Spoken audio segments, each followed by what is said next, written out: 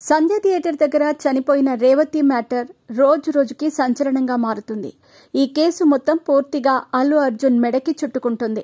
ఇప్పటికీ ఈ సినిమాపై ఎంతో మంది స్పందించి ఇలాంటి సినిమాలు తీసి ఎవరికి ఏం మెసేజ్ ఇవ్వాలనుకుంటున్నారు అంటూ మండిపడుతున్నారు. అయితే తాజాగా పుష్ప 2 సినిమాపై తీన్మార్ మల్లన్న సంచలన వ్యాఖ్యలు చేశారు. సుకుమార్ గురించి మాట్లాడుతూ, ఈ సినిమాలో క్లైమాక్స్ సన్నివేశం ముందు పోలీసోడిని స్విమ్మింగ్ పూల్లో వేసి స్మగ్లర్ ఉచ్చపోస్తాడు. ఇది పోలీసులను ఎంత అవమానించే సన్నివేశం. ఈ సీన్ పోలీసుల మనోభావాలను దెబ్బతీసింది. సుకుమార్ ఈ సినిమాలో పోలీసుల్ని అవమానించారు. ఈ సినిమా నుండి ఈ సన్నివేశాన్ని తీసివేయటమే కాకుండా సుకుమార్ పోలీసులందరికీ క్షమాపణలు చెప్పాల్సిందే. సుకుమార్ పెద్ద హౌలేగాడు. ఇలాంటి సినిమాలా తీసేది ముందు వాడిని బొక్కలో వేయాలి.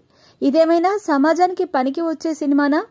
నువ్వు నోరు తెరిచి బన్నీ అనేటోడిది తాగు, సిగ్గుండాలిరా వెదవా అంటూ కాంగ్రెస్ ఎమ్మెల్సీ తీన్మార్ మల్లన్న పుష్ప 2 సినిమాపై, అల్లు అర్జున్పై, సుకుమార్పై సంచలన వ్యాఖ్యలు చేశాడు.